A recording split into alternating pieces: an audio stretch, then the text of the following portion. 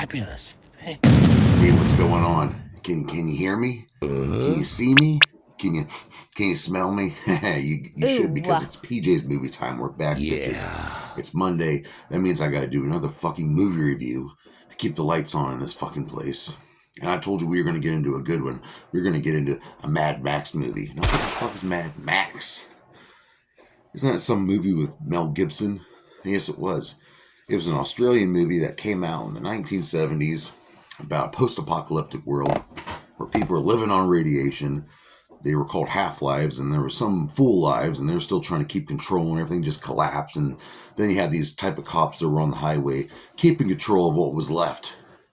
And one of them was Max, Mad Max. But his family got killed. His wife and his child got killed by this gang of vicious bikers led by that motherfucker Toe Cutter, who looks like Matt Hardy, kind of. And he goes on revenge and gets his revenge. And then we had Road Warrior, Mad Max 2, where he ends up helping out a tribe and meets some other type of enemies. And he had Beyond Thunderdome, which is Mad Max 3, where he goes to this place called Bartertown, and Tina Turner, who needs his help. And then we had Mad Max Fury Road, which has Charlize Theron playing Furiosa, which introduced characters like her, Immortan Joe, and that whole thing with the Bullet Farm and the Citadel and what was the other one? The Gasoline Town, yeah, and that fucked up guy, the People Eater. But this time, Mad Max was reprised by Tom Hardy, and guess what? All these movies were done by George Miller. That is right. He directed this movie, and he also co-wrote it with Nico Lotharios.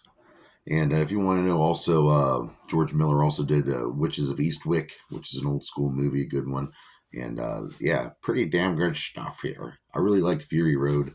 And all these movies are, like I said, they're all set up in like this desert plain. Everyone's like living in tribes again, and it's the weak going down against the strong, and it just gasoline, food are very, very scarce. So everyone's fighting over that shit, and everyone's taking all these old tanks and bike motorcycles and fucking cars and trucks and monster trucks, and they're just rebuilding them and try to get them to work again so they can just try to get back to normal, try to be like how it used to be.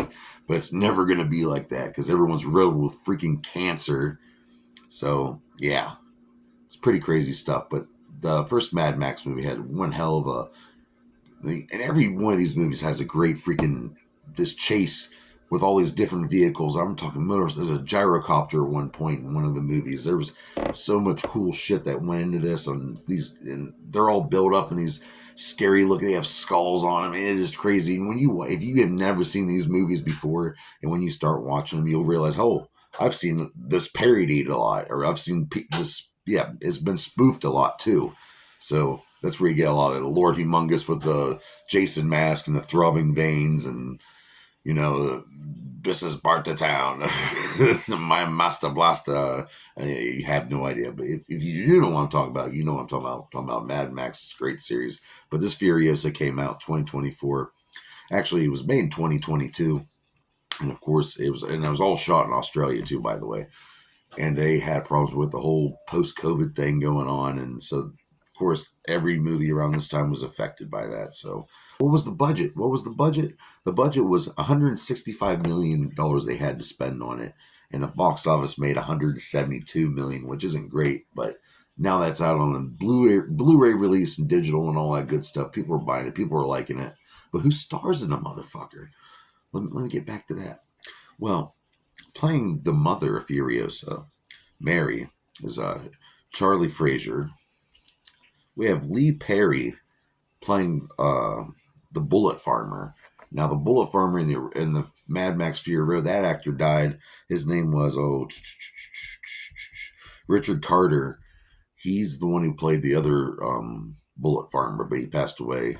And there's actually a few people who passed away with the last movie, but let's keep going on here. We have Nathan Jones reprising his role as Rictus, one of the sons of Immortan Joe. Big, beefed up, really super strong, but his brain is not all there. He's not very good at using the brain. Josh Hellman, who played fucking Stryker in a couple of the X-Men movies, he plays Scrotus. And look at this guy's fucking makeup here. It's fucking, it's fucking crazy. An actor I've really grown to really like recently, Angus Sampson, who was in season 2 of Fargo. and I really loved him in that. And I liked him in Fury Road. And he's also in this playing the same character, the organic mechanic. Pretty good stuff there. We have John Howard playing the People Eater, this gross motherfucker who has handcuffs on his nipples and fucking he's got boils all over his bald head. He has a golden piece covering up his rotted nose, and he's got this big swelled up diabetic foot. It's pretty fucking gross, actually. But he was also in Fury Road and played this character again for Furiosa. And we have Hugh Keysburn. We get to see him as the original Morton Joe. Now, Hugh Keysburn, he also played the toe cutter in the original Mad Max, but he played Morton Joe in Fury Road. But we needed a younger version to play Morton Joe in this movie. So the younger version we got was Wachi Home. And at first I didn't even notice. I thought it was the same guy. But once you realize, oh, that was a different guy. But he does a damn good job playing a Morton Joe. We have Tom Burke, good actor, playing Praetorian Jack, kind of the love interest of Furiosa.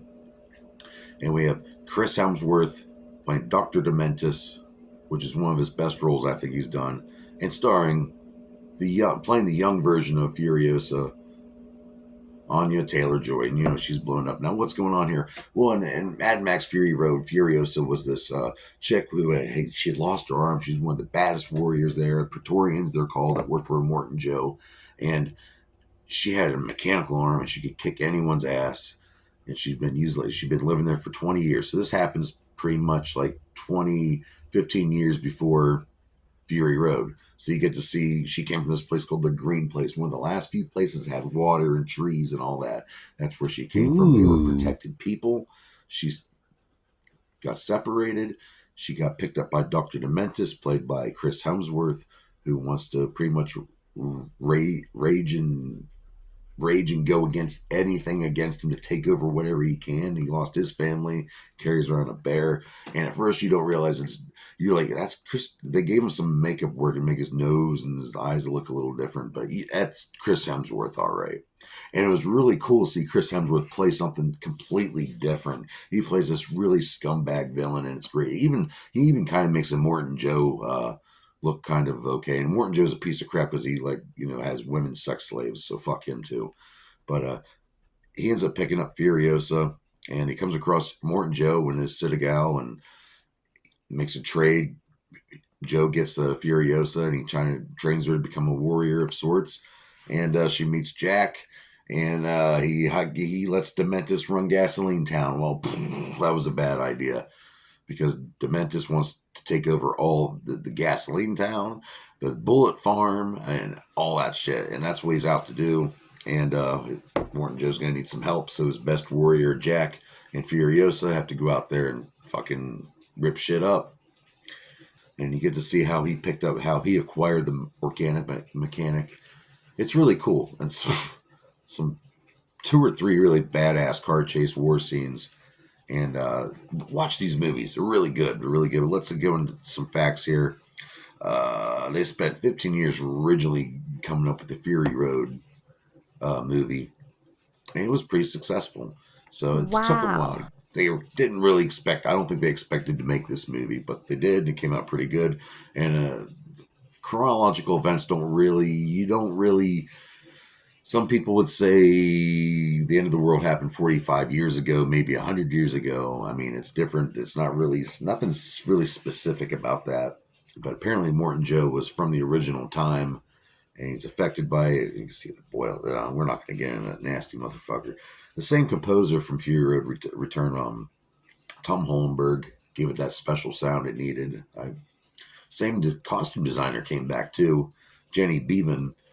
And like I said, I love how everyone looks. I like the Praetorian look with the black, top spray painted on top, and just and when she builds, I'm not going to tell you how she loses her arm, but when she puts her arm on, it's badass. When she finally puts that son bitch on, and yeah. But there was also a scene that did not make it, and I'm not trying to get. There was a scene where she's fighting the Dr. Dementis character played by Chris Hemsworth, and there's a scene that got cut out where she cuts out his fucking tongue, but we don't get to see it. We don't get to see Chris Hemsworth get his tongue cut out in a fucking Hollywood movie, and that's kind of sad, but that's okay. We're okay with that. But what do I rate Furiosa, a Mad Max Saga? It's a pretty good movie. You know what? I'm gonna have to rate this movie 3.5 out of 5 dog dicks, which is a good rating. And it's not my favorite Mad Max movie out of them, but they're pretty good. My daughter even liked it. Now she's into the Mad Max movies.